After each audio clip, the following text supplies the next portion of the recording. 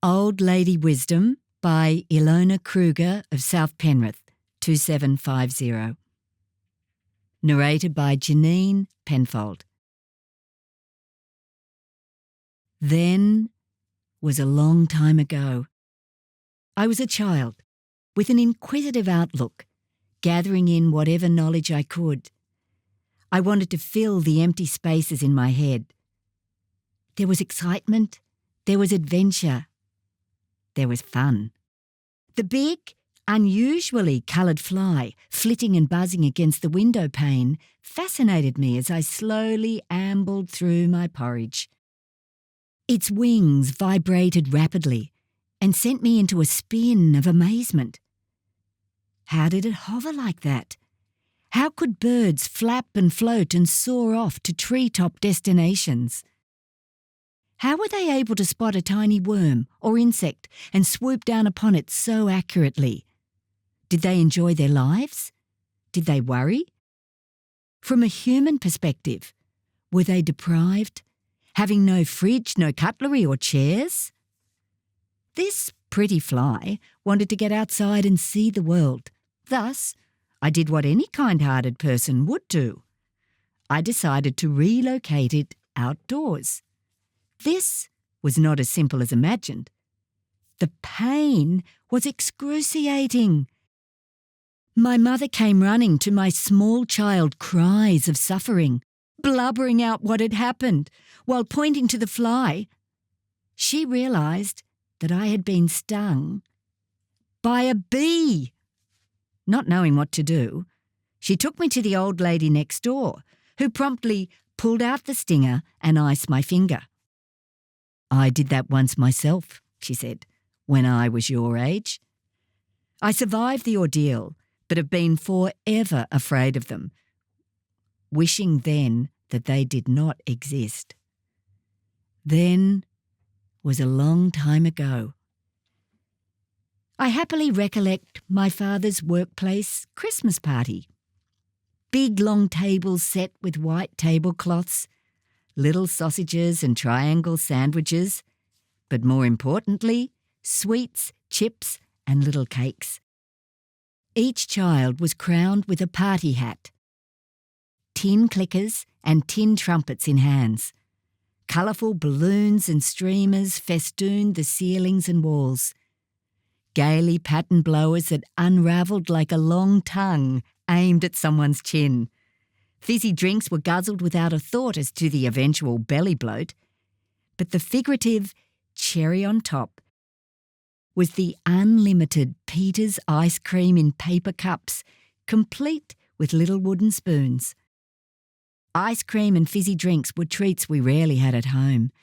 Our parents would stand behind us at the tables, ensuring polite manners, even if chattering loudly and excitedly. At home, we used subdued voices and behaved much more sedately. A bell would resound, heralding Santa's arrival. Each child was called out individually to meet Santa, from youngest to oldest. Being singled out was initially quite daunting, but pride and joy abounded on the return trip, clutching Santa's gift. Then was a long time ago. Money had to be carefully scheduled. My parents were migrants and the basics had to be covered, so there was little left over for anything superfluous. No brand name clothes like other girls. No telephone to chat with friends outside of school hours. No car for holidays and weekend day trips.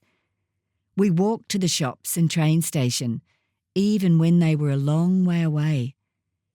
There were many chores and smaller amounts of leisure time. But we were always clean and tidy, well-mannered, and were taught responsibility and gratefulness.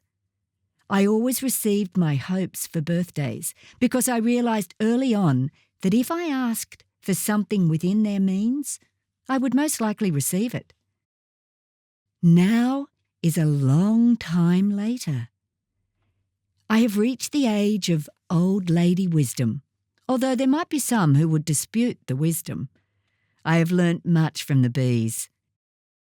Once stung, commanded a lesson. Our mistakes are not failures, but an initiation into finding solutions and alternatives. I have also learnt that bees are essential to the ecosystem, to our very food production, to our intrinsic daily existence.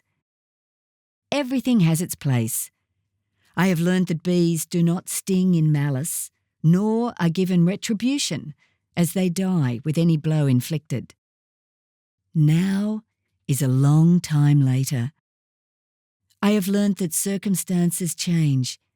Christmas and other occasions were once times of countdown, but now I realise that every moment is precious, even if experienced in more quiet ways. Memories are wonderful, but the now is what we have. Live in the present, but keep the good memories. Throw away the hurts. I still have the paint box from the long ago Christmas party. It embodies the once upon a time. I know about sensible foods and the not so sensible foods, but am still not able to shake off chocolates and ice cream and little cakes. Just because I know about something doesn't mean I have to put it into action. Now is a long time later. I have learned that wealth is not about brand names. The true richness comes from gratitude, kindness, responsibility, humility and joy in required or chosen paths. Many more blessings abound. Bitterness is a silent killer, whilst compassion and thankfulness add abundance to our lives. I have learnt that there is a time for fun and excitement, and a time for simple quietude, reflection and contentment with one's lot in life. We can make changes, of course. We can strive.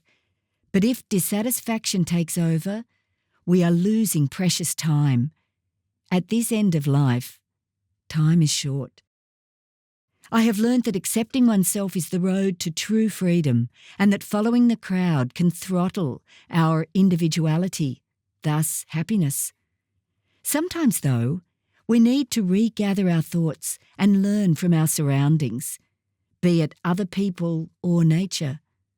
Some things we cannot change. I still don't like being singled out, and dare I say it, I am still basically shy. Now is a long time later. My quest for knowledge is still impossible to shake off. Curiosity follows me like a faithful dog. As a child, I received a small encyclopedia for Christmas. It was the most exciting present I could have imagined. Books always surround me. Nowadays, however, there is some competition. Google has become my friend. The end.